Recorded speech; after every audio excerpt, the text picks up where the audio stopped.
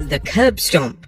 There's been a ton of discourse in recent years surrounding the curb stomp. The move involves Seth Rollins stomping his opponent's head into the mat, and for an extended period, Vince McMahon believed the move was far too dangerous and decided to outright ban it. This ban though was later reversed and Rollins was allowed to use the move again, but fans did acknowledge how the move could be seen as dangerous.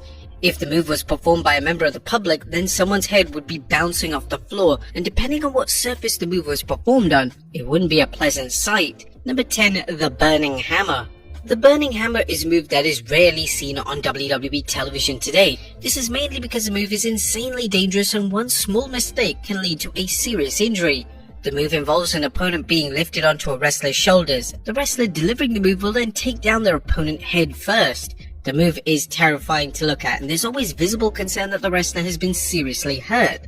If this was delivered by an untrained wrestler, then it would likely lead to a broken neck due to the impact of the unfortunate landing. The WWE have been reserved in allowing their talent to use the move, with names such as AJ Styles and Matt Riddle being allowed to use it, but only on rare occasions. Tyler X previously used the move as his finisher, but this was a modified version of the move which allowed the wrestler taking him to land on their front. Number 9. The Tombstone Piledriver.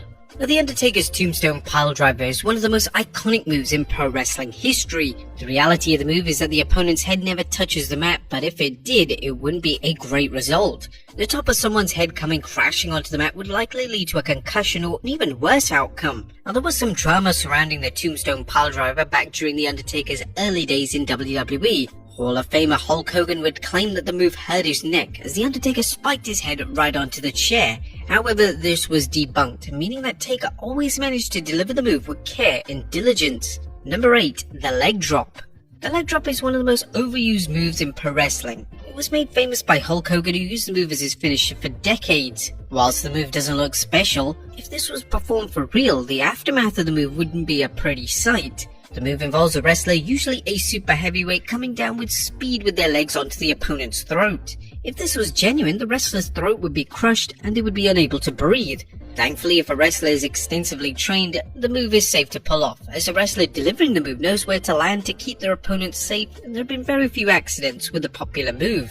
Number 7. Super Kick.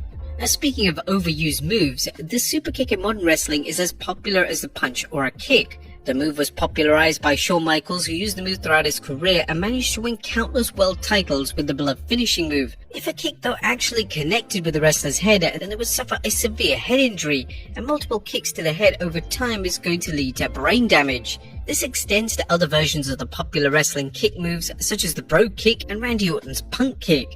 If wrestlers actually performed these moves, there would be a lack of wrestlers in the industry, as the majority of them would be forced to retire due to serious injury. Kicks, whilst common in pro wrestling, are mostly executed with care, and wrestlers rarely make contact with the wrestler's face. Number 6. Banzai Drop. The Banzai Drop is one of the more underrated finishing moves that has been delivered in WWE. Former WWE champion Yokozuna and would see him drag his lifeless opponent to the corner, climb to the second rope, and jump down, landing on the opponent's chest. This move looked brutal to take thanks to Yokozuna's conviction in delivering the move, but also excellent selling on the part of the wrestler receiving it. Now, to execute this safely, Yokozuna would usually land on his feet and then safely sit on the opponent for a few seconds. But there were a number of occasions where Yokozuna, for whatever reason, decided to perform the move with a degree of force. This was seen on Raw in 1994 when Yokozuna executed the move with his full weight on jobber Dan Dubiel. Dubiel looked to be in agonizing pain, and the referee had to inform Yoko that he needed to get off him immediately. It goes without saying that if this move is performed by untrained wrestlers or fans trying the move at home, then the results could be catastrophic. Number 5. The Vertebraker. One of the most visually pleasing moves in wrestling is the Vertebraker. However, when watching the move being performed, it's easy to see how and why WWE are reluctant to allow their talent to use the move. The move is in essence a lifting backdrop into a reverse piledriver, and the wrestler taking the move always seems to land on their head. In real life, this would be incredibly painful and would result in medical attention being needed. According to the man who made the move famous in North America, that being Hurricane Shane Helms, the move is actually relatively safe. Helms revealed that he never hurt anyone with the move, and it's solely about how you execute it. Number 4. Chokehold. Chokeholds can be found in virtually every single wrestling match. They're used as rest spots, but can also be used as finishing moves, with variations of the move coming from the likes of Samoa Joe and even The Undertaker with his Hell's Gate submission move. Now, the key to delivering this move safely is all about the pressure. Obviously, if pressure is applied, the wrestler taking the move is likely going to pass out or could be strangled. It's important to remember that the wrestlers delivering these moves have spent years perfecting them, and this is one of the reasons why WWE airs a "Don't try this at home" broadcast message on a regular basis. Number 3, the KO punch. Punches are found in every match, but Big Show's KO punch would be potentially fatal in real life. A close to 500-pound man loading his fist and delivering a punch to the jaw at force would no doubt knock someone out, and the result could be devastating. The move ultimately relies on Big Show making little to no contact to keep the move safe. Wrestlers are no doubt extremely grateful that Big Show has never botched the move and accidentally hit a wrestler with a legitimate KO punch. Number 2, the Brainbuster. The Brainbuster move begins like a standard suplex, however the wrestler taking the move is brought down to the mat with force, usually landing on their head or neck.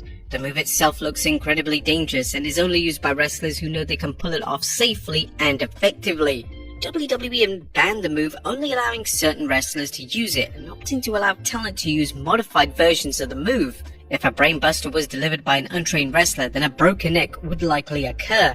WCW had the right idea when they allowed Goldberg to use a modified version of the move. Goldberg's version, known as the Jackhammer, manages to highlight Goldberg's sheer strength. He would hoist his opponent in the air before slamming them down on the mat onto their back. This is a much safer way to perform the move, as it's in essence a modified suplex, and the degree for error is minimal. And number 1, the pile driver.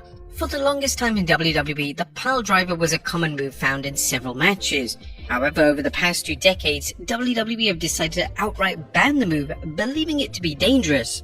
The move can look scary as a wrestler taking the move gets spiked on their head, but according to a number of wrestling legends, the move is safe if it's performed correctly. When CM Punk and John Cena went off script in 2013 and delivered a pile driver in the match on Raw, there was an audible noise from the crowd. The fans knew they had seen something they shouldn't have, but there was concern that Cena had been genuinely hurt. Thankfully, he was fine as Punk was a total pro and knew how to deliver the move. The move under no circumstances should be tried at home, as naturally an individual being spiked on their head or landing awkwardly on their neck could lead to a trip to the emergency room.